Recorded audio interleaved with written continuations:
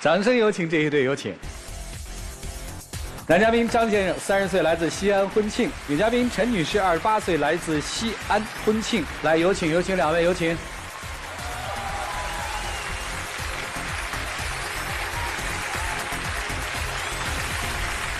欢迎两位啊！今天是您要来的是吗？对。什么时候办？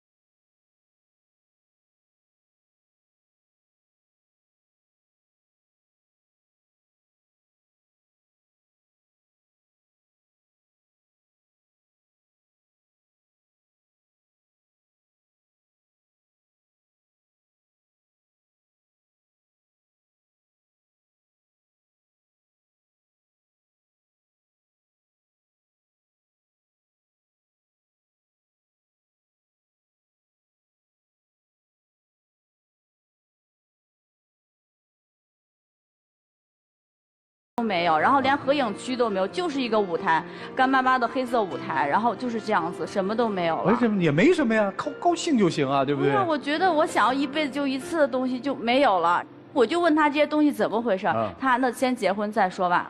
到婚礼结束之后，我才知道，就那天他把这些事全部交给舅舅去做了，然后就因为那天就我们那边下了特别大的雪，然后舅舅就在那个高速上面就出车祸了。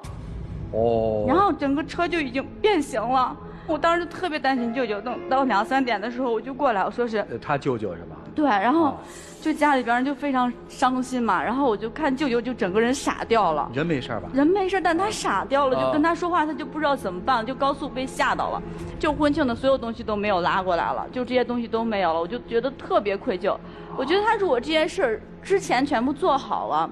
如果提前看下天气预报，哪怕这些东西不要了，我们就不会这样子了。我就觉得特别难受。不，这事儿不也过了吗？而且也不是主观故意吗？就算了，就好好的过日子呗。对呀，我是这样想的。就当天晚上我说是，那这事儿过去了，我不跟他计较。但是这个车是我们借的，我们要给人家赔。包括婚庆的很多东西，我们都是要给人家结账的。我说晚上咱俩商量一下这些事儿，我就说跟他聊一聊，以后避免这种情况的发生。结果他倒好，我跟他说话，他不理我，就好像这事儿跟他没有关系啊，他压根儿没上心。啊，之前安排婚礼上的一些细节上的东西，是因为突然下起了大雪，然后呢高速所有就封了，好多前期安排的事情当天已经很难去完成了。婚礼结束之后呢，大家都挺累的，他在找我谈心的，我知道他脾气不太好，所以说我是有意的在回避这个事情嘛，我不想因为这个事情升级而牵扯到我们之间的一个感情。但这个事却实实在在的升级了，是吧？我觉得他就是不上心，一辈子一次的婚礼就这么没有了。我策划那么多场婚礼，结果到自己的婚礼就是那种黑色的，跟噩梦似的那种感觉，再也没有办法回去了。黑色也庄重嘛，以后等有了宝宝，给宝宝办100天的时候。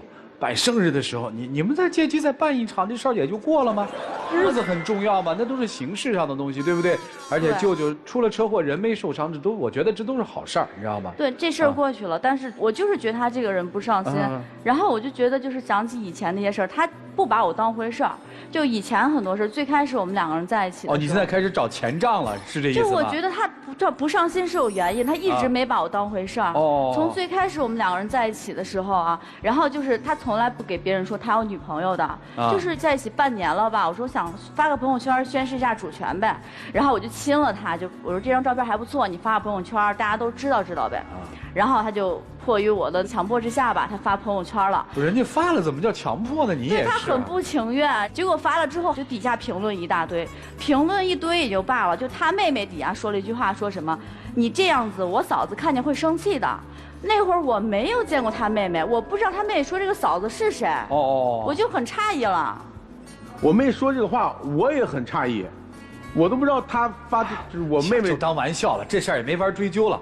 但是这个女生心里就不舒服嘛。对呀，就没有这个人的话，怎么可能他妹妹？后来怎么解决的呢？然后他就说是我想太多太敏感，这事儿就过去了。行。那我没有证据，没什么好说的嘛。然后结果有一次半夜了，有个女孩给他发微信了，我就说怎么回事这么晚了？我说那我帮你回呗，我就说了一句我跟我媳妇儿吃饭呢，怎么了？然后我就还发了个怎么了，想着那女孩会回，结果那女孩一晚上没回信息，一天一夜过去了也没有再说话了。说好了吗？然后我就很诧异，怎么半夜突然发信息又突然没声了？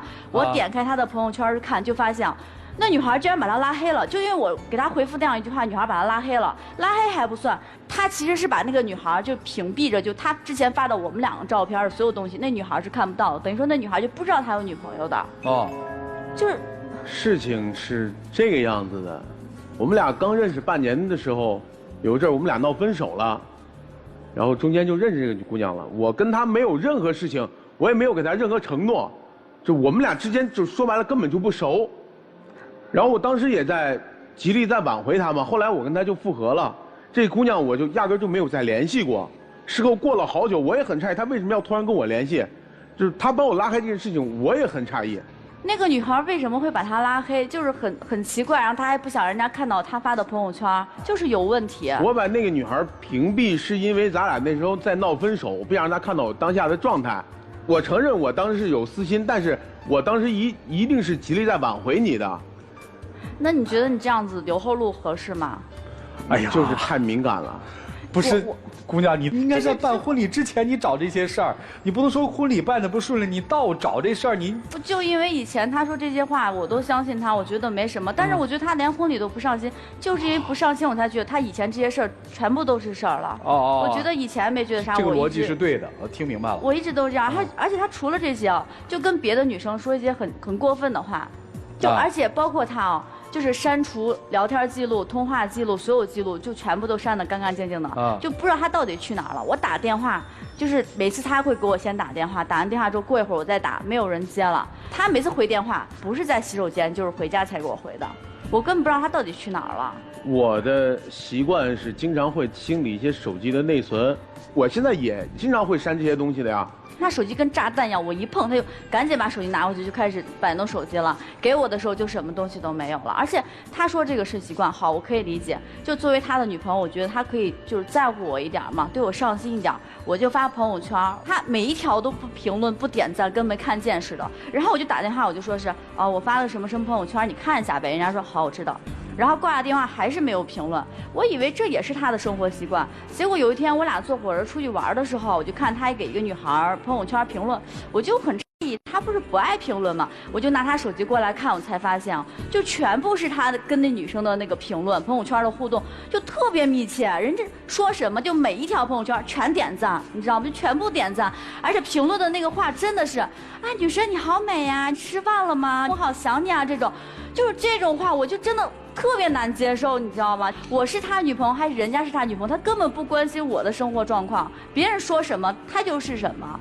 甚至他会画画嘛，他就是朋友圈发了一张他自己的作品，我评论人家没回没看见，然后女生评论个什么你帮我画一张自拍像呗，然后他就说没问题，你要做什么我都满足你的要求。我当时就真的是，我是你女朋友还是人家是你女朋友呀？他把我当什么呀？不是，后来他怎么把你搞定的呢？这事儿发生之后，他怎么把你搞定的？你老师，你听一下他怎么解释。我觉得真的很可笑。我承认这件事情是我做的不对，但是我当时的想法真是只是单纯的逗个闷子，开玩笑，没有太过多的其他的乱七八糟的思想。不是你们到底是什么？我觉得不重要，重要的是就是他反正解释你当时信了，对吧？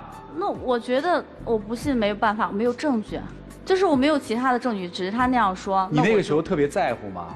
是。但是你还是要跟他结婚，那是为什么呢？这是我好奇的。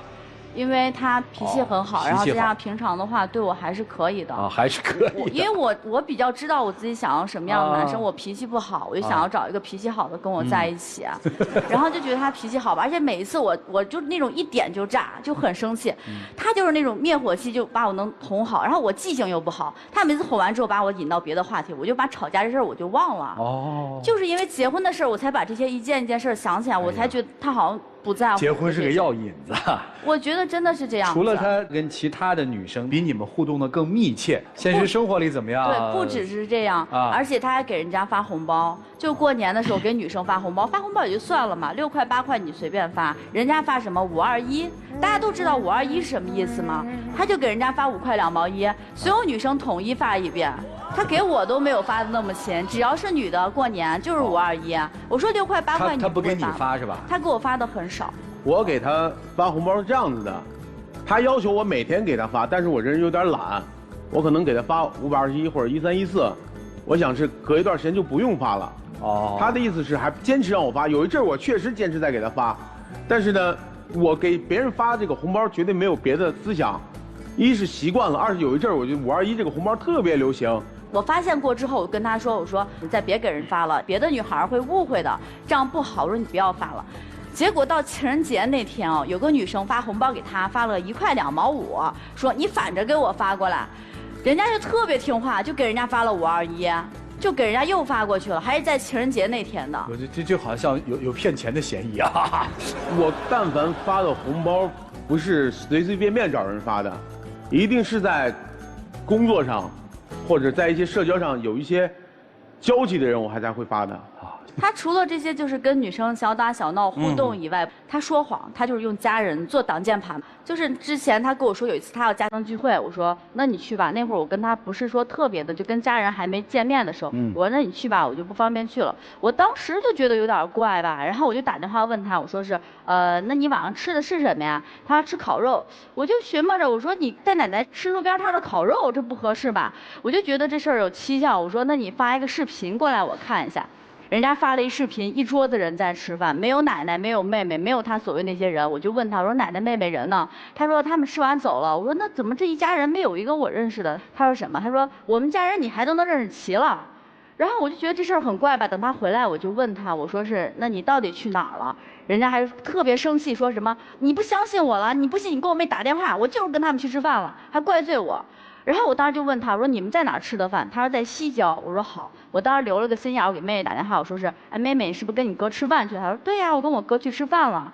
然后我就说那你们是不是在你家楼下吃的，在北郊吃的？然后妹妹说对呀，我们在北郊吃的。我电话一挂，我还没说话，他来句啥？看你冤枉我了吧？我是不是跟我妹去吃饭了？然后我听这话就明显知道他俩是商量好，只是没商量好细节。怎么听出来的呢？就是我先问他是在哪吃的饭，他说在西郊，然后我就问妹妹是在你家北郊吃的饭，他妹妹说哦，人家还理直气壮说是我听错了，说不信咱们3个再对峙一番。那我没有证据了，那这件事儿就过去，到现在我都不知道他到底干嘛去了。但是我觉得这事儿就是有问题。好累呀，到底是西郊吃的北郊吃的？我觉得他就是没有跟家人去吃饭。我知道他脾气不好，然后呢，他平时呢也不喜欢我跟我的那些朋友在一起。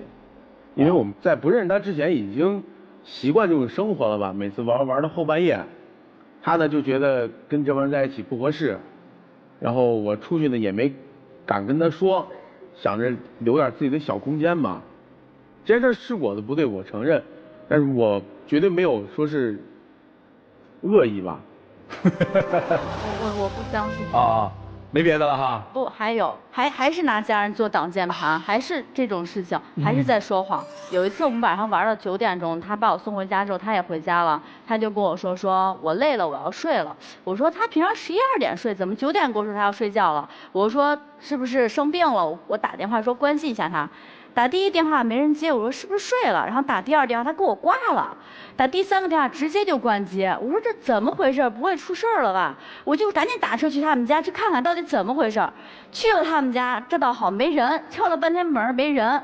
我就回家就很担心一夜我都没睡觉。第二天他给我打电话回来，人家说是奶奶生病了，然后他妈让他去医院去看他，我就问他哪个医院，人家还直接能给我说出一个医院来。我说那我看看你们的记录呗，说妈妈给打电话记录，然后人家就说他删了，他说他们用的是微信语音聊天，那这事儿就过去了呗。他这么说我没证据没办法说呀。结果到半年以后吧，我才知道，就他妈妈根本不会就在外边上微信的，因为害怕流量嘛，老人家害怕浪费钱，就根本不可能跟他用微信聊天的。所以我就问他，我说那什么情况？这漏洞百出的，人家还在给我在那解释半天，解释不住了，人家才跟我说什么他跟他朋友去喝酒去了。哎呀，姑娘累吗？挺累的。他说过一句话，他以前说过，说什么我是他认识姑娘里边最好骗的一个，就我俩才在一起的时候，他说什么我都信，我觉得没有问题，就是这样子。啊，我就一直觉得他其实挺爱我的。假说这次婚礼是特别圆满的办完了，这些事儿是不是也就过去了？这件事儿其实之前我觉得我之前是能过去，对，就是因为我觉得一辈子一次的事儿他都这么不上心，我就觉得他心里没有我，不把我当回事儿。哦，我就想想以前，我就觉得他好像从来没把我当回事儿一样。所以说现在你不想领结婚证了是吧？对，我现在不想领结婚证。这个婚就不想结了，是这意思吧？对，我希望老师们能劝劝他，因为我特别喜欢。劝他什么呢？就劝劝他，就是他这些事情，我觉得也算是劝劝我自己吧，因为我自己也是比较纠结。什么呢？我比较纠结，因为我觉得我挺爱他的，然后他也是我想的那种男生，他的性格脾气是比较好的，就是平常我说什么他也会听。就他可能婚后还是喜欢出去玩，跟他的这个好哥们儿，你同意吗？我不太同意。然后你为了让他开心，你还会骗他，对吧？刚刚说的所有的一切，至少是在1年半以前发生的。哦，至少我觉得这1年当中都没有过了，都没有。我为了他，我连烟都戒了。至少我觉得我还是有改变的。这你可没跟我们说呀，这都是过去的事儿了。就相当于是你们交往的前半年是这样的，半年之后的1年半，人家都改了呀。他没有改，他就还是那样，只是我不想去管他了。我不像以前会看他手机了，我觉得有点累了。不翻他手机，我反而轻松下来了。我觉得只要我不看见了这些事，我就当没有发生。你说什么就是什么，只要不要太过分，我觉得就可以了。毕竟他的脾气比较好，各方面比较符合我想要找未来老公的那个样子的。所以所有的触发机制就是一场婚礼。对。啊，蝴蝶效应嘛。这是他们家的蝴蝶效应嘛，事儿很大。那你今天来的目的是什么呀？就他现在整天都在逼我领结婚证，就是我希望老师帮我劝劝他，不要再逼我了。我暂时没有想要领结婚证的这个打算。就是你想再看一看，是这意思吧？对。啊。我也希望老师能给他大概说一下，因为我特别热衷咱们这个节目，很早以前我就说让他要来的。他说你觉得我上去我会跟老师说实话吗？然后我就没有说话了，然后就已经到现在这个很尴尬的一个局面了，我觉得必须要来解决下这个问题了。有勇气接受分手吗？有。如果分手你能接受吗？我不能接受，因为我觉得爱情发展到一定层次会变成家人，这是我的家人，所以我觉得我不能接受实习的。好，我就在想另外一个生活场景哈。你是不是特恨那场雪啊？要没那雪，现在一切都好。婚礼是女生想要的童话般的婚礼，你也如期的，你们俩领了结婚证了，好像生活就这么平静了。但是可能对女生来说，那场雪下得还挺好的，反思了，开始重新看这段情感了。老师们会怎么看呢？一起进入丘比特问卷。我常觉得遇到这样子的事情或者是案例，我都觉得现代人谈爱情的标准已经这么低了吗？你结婚的门槛是这个男人是你要的，对吧？那你要什么呢？你要一个脾气好的人，对吧？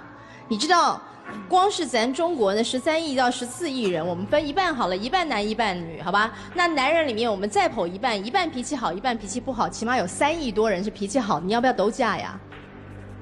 为什么结婚这件事情最后会建立在他脾气好，反正呢他能配合我就能嫁呢？这不是一件很恐怖的事情吗？脾气好绝对不是唯一条件，对吗？你在意很多事情，要不然今天你就不会站在这儿了。你今天站在这里，就是因为他除了脾气看起来还好，其他都不好嘛，对吧？你犯了一个很多女生都会犯的错，我们常常会替我们喜欢上的那个表现得很差的男人找一个出路，是我给你一次补考的机会，如果你这次考好了，我就当你前面都没错过，但你得考好啊。在你心中，婚礼就是这么一回事儿，不只是一个梦中的婚礼，婚礼还是一次考试。这个考试考的是你到底上不上心，你能不能够给我一个承诺，让我有安全感。因为以前你1、2、3、4、5、6、7、8、9、10、11通通都没有安全感，所以我跟你要一次期末补考的机会。你若考得好，我还可以说服我自己，你是一个靠谱的男人。但是抱歉，你考砸了，于是以前1、2、3、4、5、6、7、8、9、10、11、12那些就全部都算你错。其实就是这么一回事啊。但我觉得把一切未来的幸福都赌在一次婚礼的考试上，风险极高，而且你必输无疑。你的赌注太大，你赌的是人生。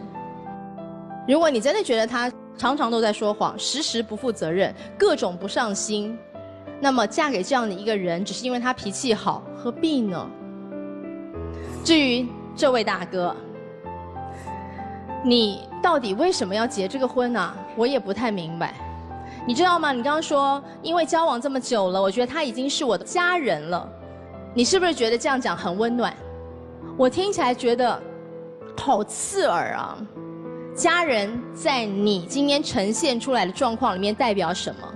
家人就是你不用费心去对待，他也跑不掉的人叫家人。对你来说，客户是你要讨好的，生意上有可能会帮助你的人是你要发红包的，在情感上可以呢变成你未来有可能的情感发展对象的人，也是要讨好的，要回他的简讯，要给他点赞的。有一群人在你的人生设定里面是需要打点招呼的。如果你今天是办客户的婚礼，你肯定不会2天前才弄图吧？但是你办的是家人的婚礼呢，所以随便办，来得及就算，来不及也没关系，反正跑不掉。你用这种态度对待家人，谁想做你的家人呢？所以2位暂时不领证，除非你们能够看清楚你们到底要什么，跟站在你们对面的这个人他要什么，要不然的话，你们就像是闭着眼睛在悬崖旁边跑步，对我来说极其恐怖，掉下去的可能性非常高。所以现在悬崖勒马还来得及。我们南方人有一句话，叫“聪明面孔笨肚肠”。聪明面孔笨肚肠的姑娘很难被说服，因为她觉得自己懂，但是你真的不懂。你和他谈了2年半恋爱，办了喜酒，我用8个字来形容你们，叫你不知我，我不知你。他也许知你，但他不敢说真话，但是你不知道他，你没有看懂他。你觉得自己懂很多，看到了所有的表面的现象，我了解了一切，然后你又觉得我知道我自己要什么，我要一个这样的男人，脾气好的对我好男人，所以为了这样的一个结果，我甚至可以选择做鸵鸟，我可以不在乎过程。那么你有没有想过，那个过程或许证明了你要的那个结果是错的呢？有想过这一点吗？婚礼这件事情其实证明了以往一贯以来，其实你心里面应该有感觉的一件事情，就是你是他的女朋友，但你不是他的女神。你是他的女朋友，你是他放在家里面的，他也需要家里面是有一个老婆的，这个老婆要非常的好骗，这个老婆要非常的愿意做鸵鸟，你正好是。所以他其实跟你说实话了嘛，因为你很好骗嘛，说的是很清楚的。所以最后我能够提醒你的只有一件事情，你说过我是一个知道自己想要什么的人。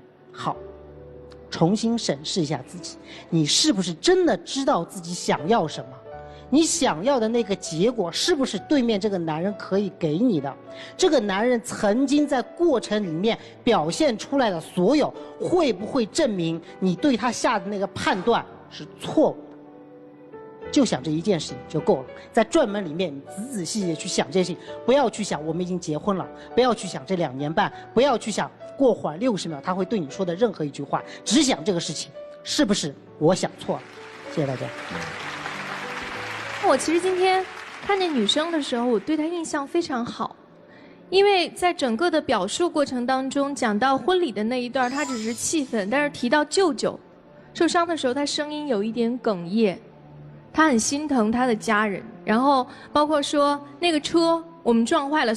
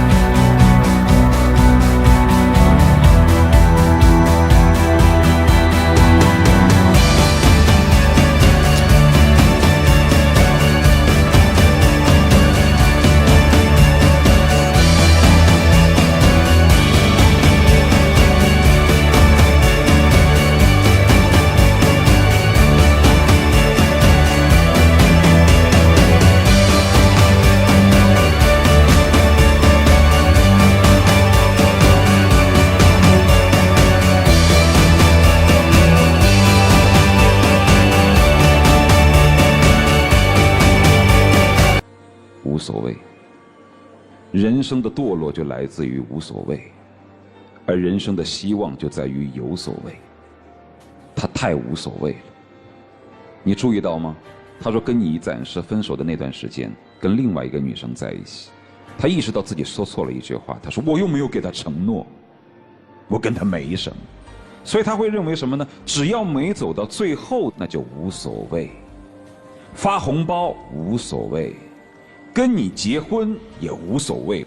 他要真的对你有所谓，那些事情他是万万干不出来的。其实坦率的来说，在生活当中总是无所谓的人，其实是挺悲哀的。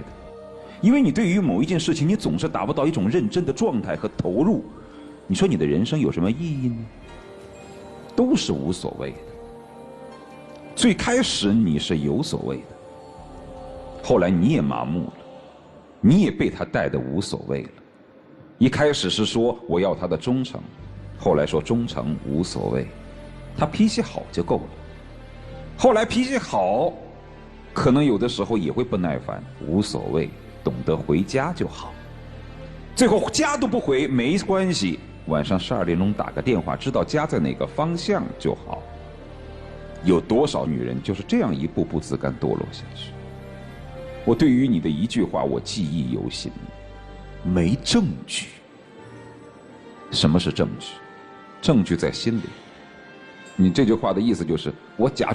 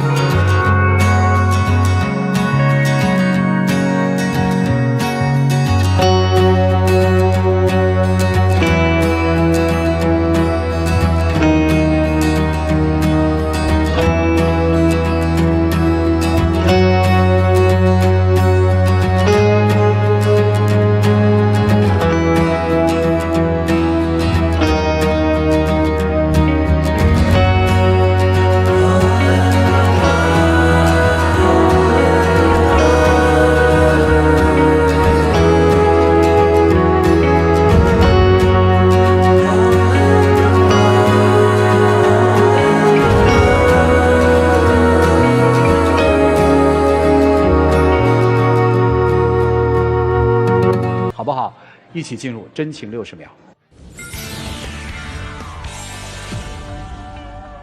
刚刚听老师说了那么多，我也想了很多。人是要成长的，也希望你能给我时间让我成长。我们之间的事儿，我也希望你能够认真的去考虑一下。还是之前跟你说的那句话，如果你考虑好了，未来路还有很长。我希望你能像欺负我们家狗一样欺负我。我希望咱们能一直走下去。刚才老师说了那么多，其实我以前一直都知道你是什么样的想法，只是因为我真的很爱你，我一直在自欺欺人，骗着我自己。我觉得你真的也很爱我，你让我再考虑考虑吧，好吗？我刚才说过了啊，马上领证，你们就回来，说我们再放一放，拖一段时间，再观察一下彼此，你们就不要出来。真的领证了，我们也欢迎你们再回来，对不对？这个节目每年在春节的时候或者一些重大节日的时候，我们还是有些回访的吧。你要真领了结婚证，说不定明年的春节特别节目或者后年的春节特别节目，你们再回来也不是问题。不要为了什么而什么，好吗？谢谢你们，请回2位。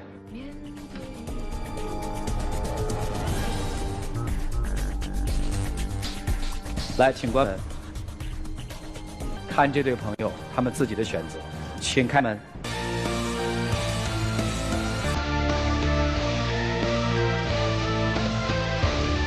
来，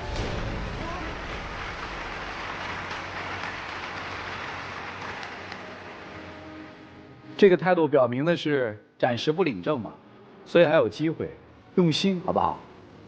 我这次拿花上来，我也没想着有太好的结果吧。之前做的那么多事儿吧，如果换我的话，我可能也会不出来的。只是想给大家一些补偿，想把这束花送给他。去吧。啊。